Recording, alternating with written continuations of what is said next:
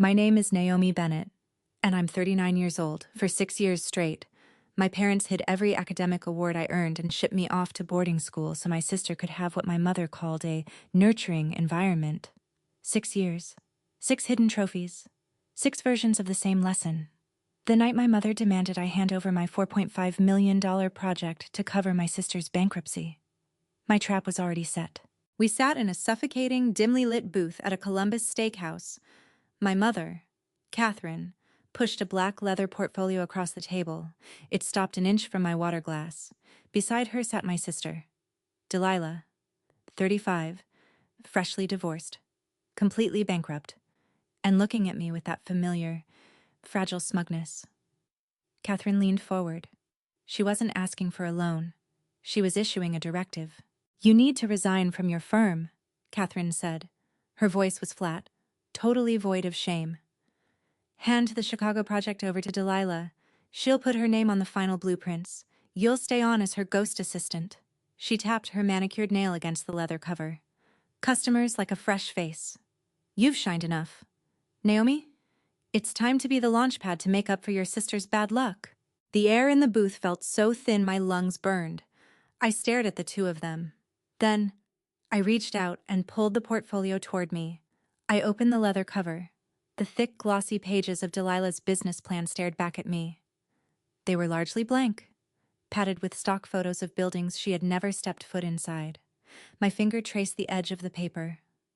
The smell of roasted meat and red wine faded, replaced instantly by the memory of floor wax and old radiators. I was 12 years old again, standing in our Columbus kitchen. I held a heavy, gold-trimmed plaque first place in the state architectural drafting competition. I spent 4 brutal months hunched over a desk to earn it. Delilah was 8. She took one look at the gleaming wood in my hands, dropped her juice glass on the tile, and started screaming. A high-pitched, breathless wail. Her face turned purple.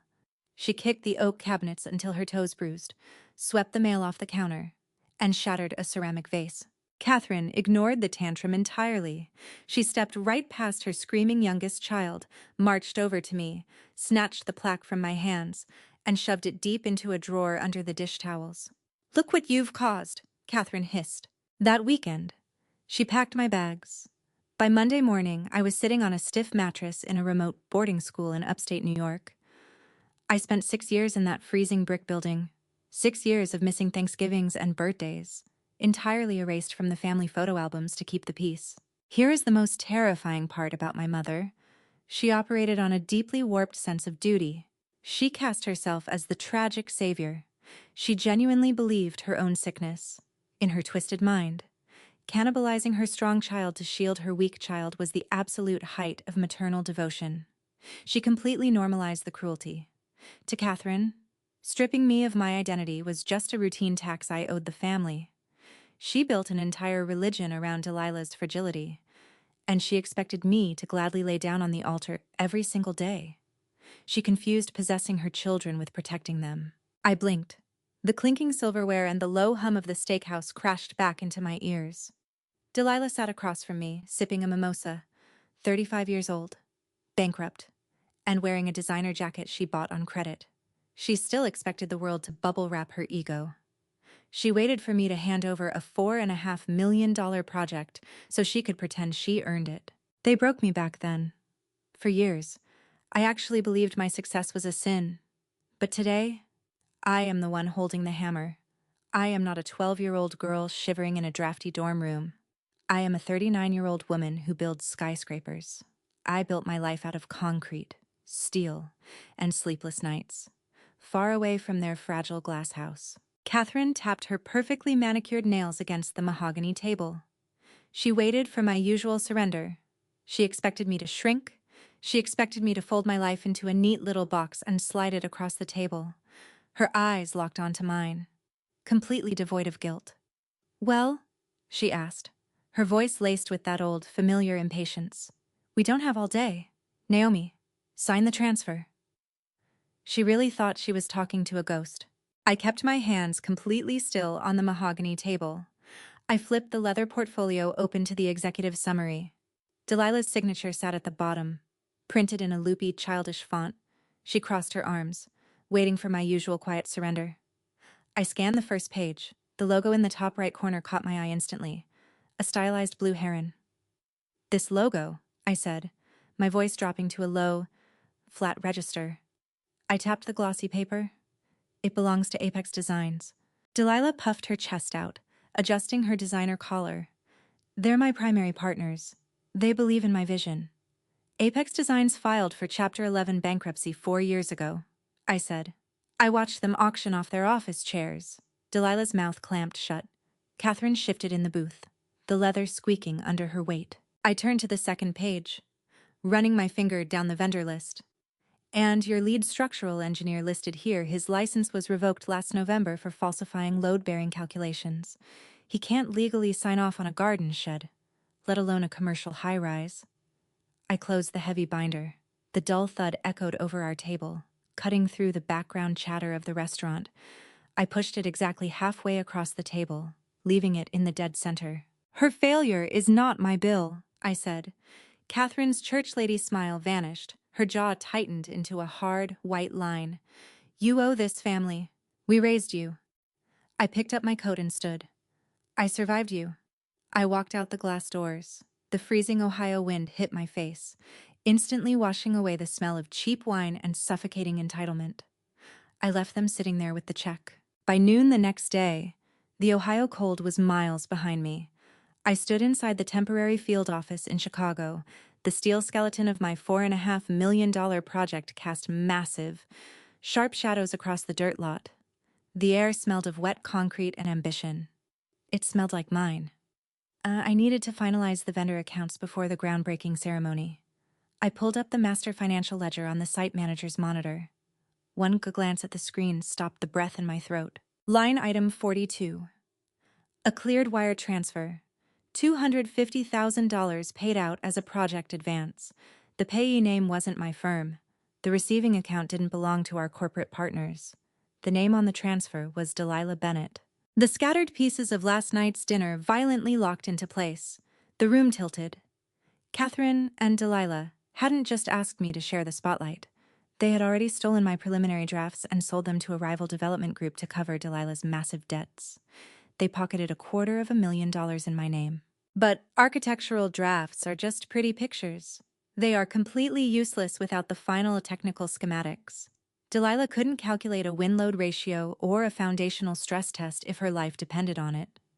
The rival firm expected final, actionable blueprints by the end of the month, and Delilah was entirely incapable of drawing them. That dinner wasn't an arrogant demand for a favor. It was a desperate panic trap. They were trying to enslave me. They needed to force me into the background to finish the stolen project before the rival firm realized they bought worthless paper and sued Delilah for commercial fraud. They planned to chain me to a desk, drain my talent to save her skin, and leave my career burning in the ashes. My hands curled into fists on the edge of the desk.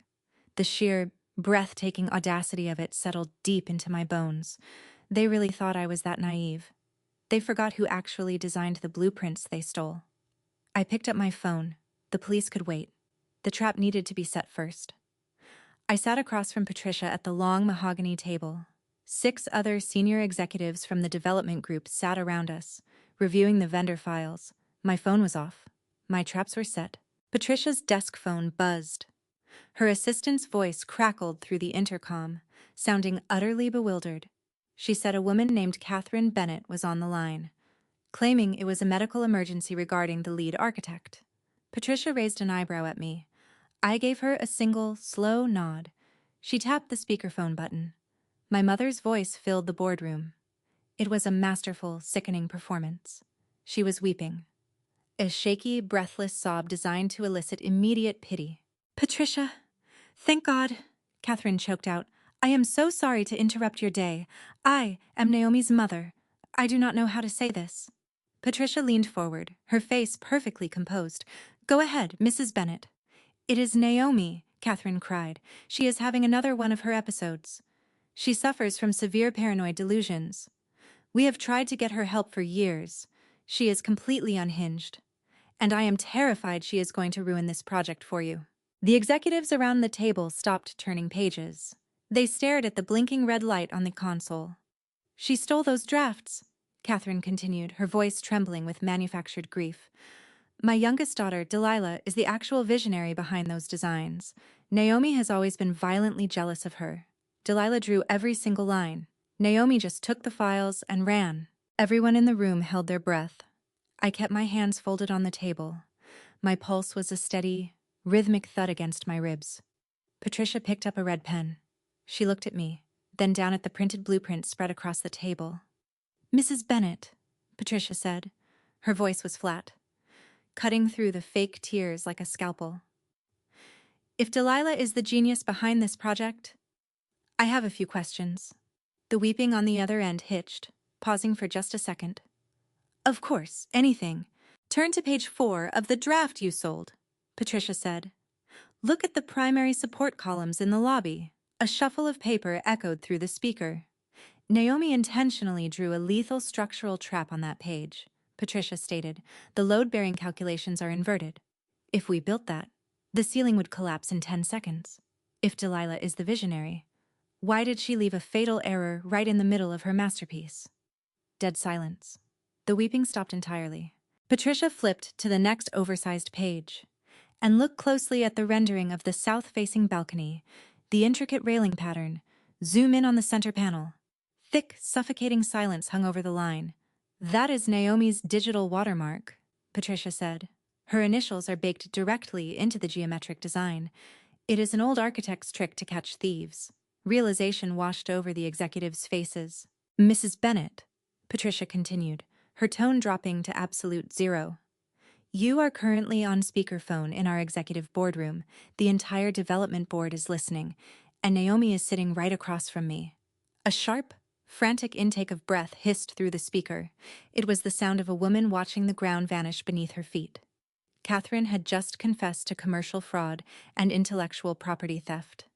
Live, on a recorded corporate line. The line went dead. I reached across the table and closed the blueprint folder. The line went dead. A flat, mechanical dial tone echoed through the executive boardroom. Patricia set her red pen down. She looked around the long mahogany table at the 6 silent executives. Nobody needed a debate. The truth just played out live on speakerphone. Patricia picked up the receiver and dialed her corporate legal department. 10 minutes later, the development group's attorneys were drafting a formal intellectual property theft convention against Delilah's LLC. The fallout hit Ohio with the speed of a wrecking ball. There were no dragged-out courtroom monologues. There were no dramatic face-to-face family confrontations. Justice operates on a much colder, much more efficient frequency.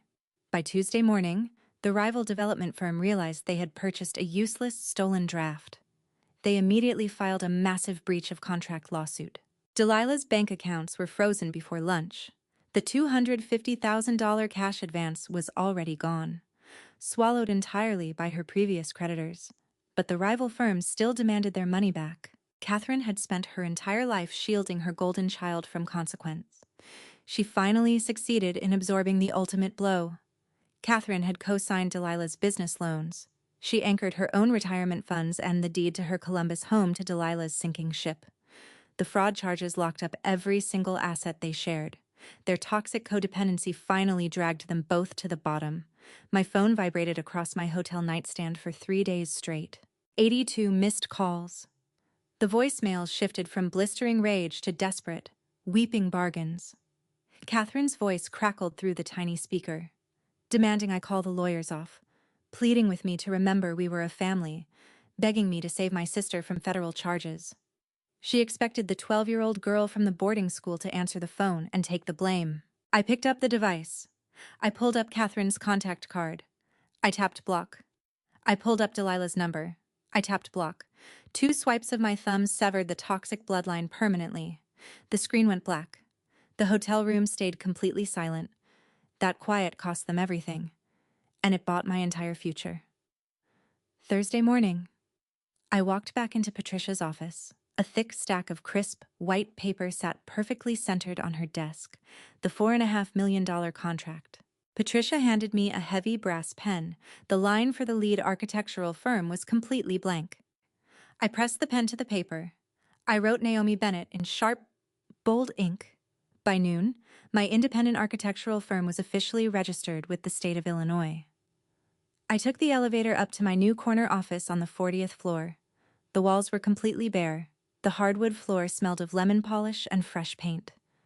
I stepped right up to the massive glass window. The Chicago skyline stretched out below me. Massive steel cranes pierced the skyline, pulling concrete slabs up into the clouds. Thousands of glass windows reflected the bright afternoon sun. I spent my entire childhood being shoved into the shadows to make room for a sister who broke everything she touched. Now, I designed towers that scraped the sky. I placed my palm flat against the cold glass. I looked down at the tiny cars crawling through the streets far below. The dead weight was finally cut loose.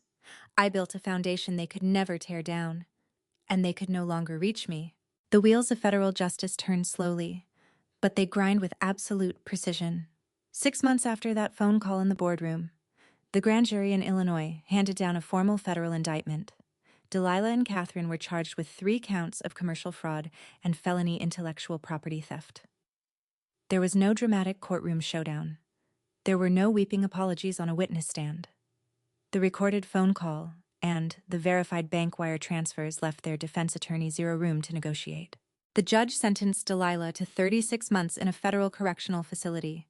The court also ordered a full financial restitution of the $250,000 advance she stole from the rival development group. Catherine avoided a prison cell due to her age and lack of direct corporate involvement. But the financial wreckage completely leveled her. She had co-signed Delilah's business loans and anchored her entire retirement to that stolen draft. To pay the corporate fines and the staggering legal fees, the bank foreclosed on the Columbus house. The pristine suburban fortress where she hid my childhood trophies was auctioned off to the highest bidder. The most devastating punishment for my mother wasn't financial. It was the absolute destruction of her immaculate public image. The women at her country club immediately stopped returning her calls. The church board quietly asked her to step down from the charity committee. She spent her entire life trying to project the image of a flawless, superior family. In the end, the community shunned her, turning her into the town's favorite cautionary tale. 14 months went by. The leaves in Chicago turned bright amber, and the steel frame of my high-rise finally touched the clouds. I was sitting at my desk reviewing safety schematics when my assistant brought in the morning mail. At the bottom of the stack was a pale pink envelope. The handwriting was unmistakable. Catherine's cursive. Shaky but desperate. The paper even smelled like her heavy floral perfume. I slid my brass letter opener through the crease and pulled out the pages. She didn't apologize. Enabling parents never do. The ink on the page laid out a frantic, rambling defense of her own cruelty. She wrote about how much Delilah was suffering in the facility. She wrote about her own failing health and the small apartment she was forced to rent on the edge of town. She ended the first page with the exact manipulative hook I knew was coming. I am still your mother, Naomi. I did what I had to do for the family. You broke this family apart over a blueprint. 10 years ago, a letter like that would have kept me awake for a month. I would have agonized over every single syllable, wondering how I could fix it. Now, I looked at the pink paper, and the heavy guilt was completely gone. The trauma bond was finally broken. I didn't tear the letter up in a fit of rage. I didn't draft a blistering reply to put her in her place. I just folded the pale pink paper in half, dropped it directly into the mechanical shredder under my desk, and listened to the steel blades grind it into confetti. I took a sip of my black coffee and went right back to my safety schematics. That evening, I walked out of my corner office and headed down the street to a small, warm Italian restaurant. Patricia was already sitting in a leather booth in the back, holding up 2 glasses of red wine. We were celebrating the topping-out ceremony of the new high-rise. Several other junior architects from my new firm joined us, pulling up extra wooden chairs. The table was loud, bright, and entirely free of tension. Nobody was keeping score. Nobody was waiting for me to fail so they could feel better about themselves. Patricia raised her glass and toasted to my name. Not a ghost assistant, not a launchpad for someone else, but the lead architect. I looked around the table at the people who actually valued my mind, the people who celebrated my wins instead of hiding them in a kitchen drawer. I spent the first half of my life desperate for a seat at my mother's table. I finally learned the only way to find a seat where I belonged was to build the table myself. If you are listening to this, and you grew up standing in the shadow of a golden child, I need you to hear me clearly. An enabling parent will destroy both of their children. Delilah wasn't just a spoiled sister. She was a tragedy in slow motion. Catherine convinced her she was a genius without ever making her pick up a pencil. When the real world finally demanded proof, Delilah shattered. Catherine crippled my sister with entitlement, and she tried to paralyze me with guilt. It is not love, it is possession. And you do not owe them your future just because you share a last name. Over the past year, I learned 3 things about surviving a toxic family system. Rule number 1: loyalty to toxicity is just self-sabotage in disguise. Blood does not obligate you to fund someone else's intentional failures. You are completely allowed to walk away from people who demand you pay the bill for their mistakes. Rule number 2: silence is a weapon. You don't need to scream to win. You don't need to argue with people who are committed to misunderstanding you. You just need to hold the receipts and let the cold, hard truth do the heavy lifting. The loudest person in the room is usually the weakest. Rule number 3: true victory isn't watching your abusers fall.